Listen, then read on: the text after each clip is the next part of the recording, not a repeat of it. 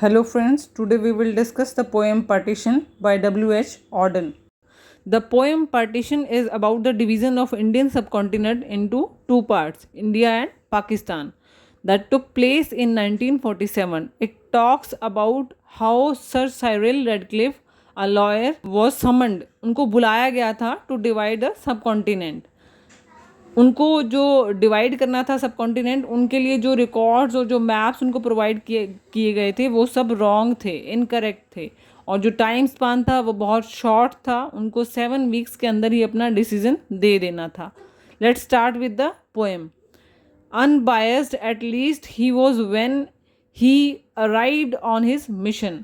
Unbiased का मतलब होता है फेयर.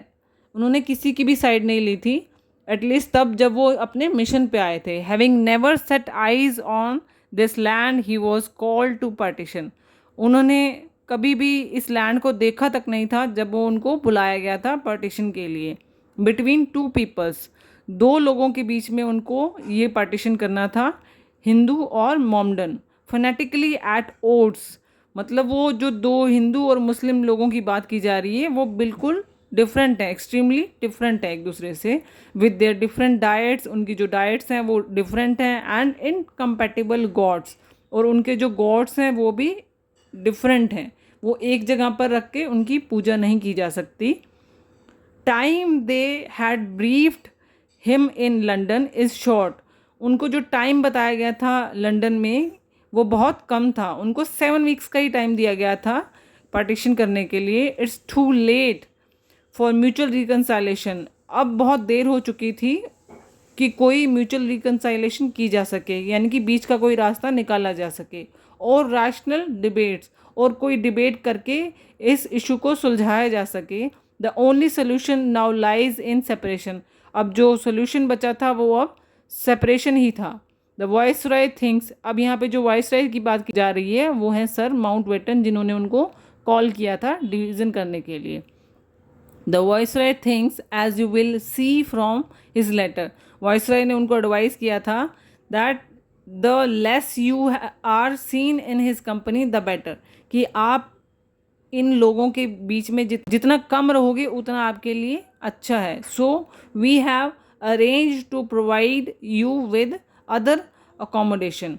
तो हमने आपको रहने के लिए एक accommodation means place to stay जो है वो प्रोवाइड किया है रहने के लिए.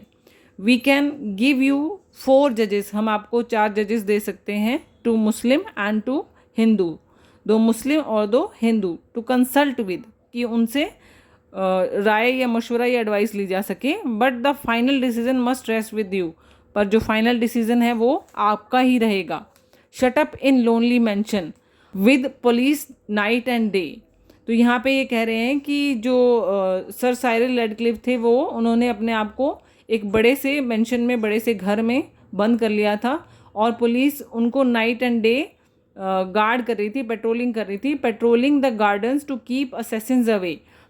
जो पुलिस है वो पेट्रोलिंग कर रही थी, उनको गार्ड कर रही थी कि जो असैसिन्स हैं उनको अटैक ना कर पाएँ. Assassins means attackers.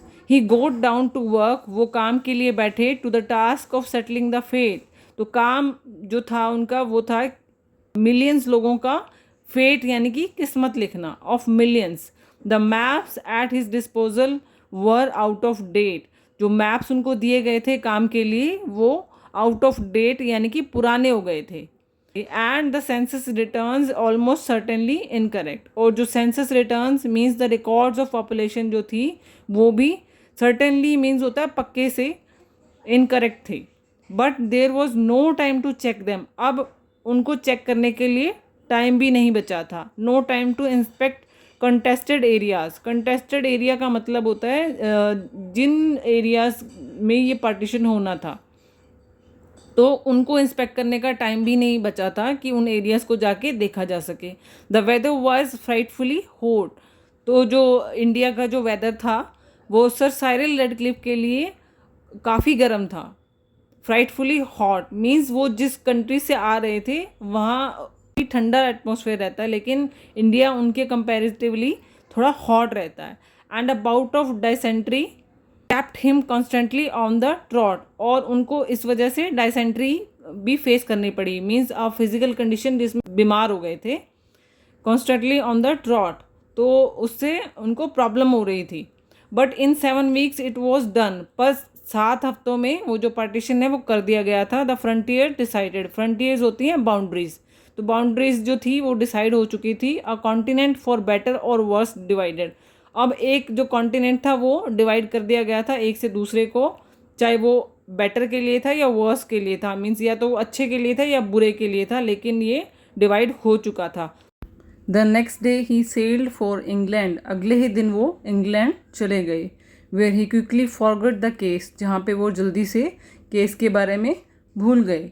As a good lawyer must, जैसा कि एक अच्छे लॉयर को करना चाहिए।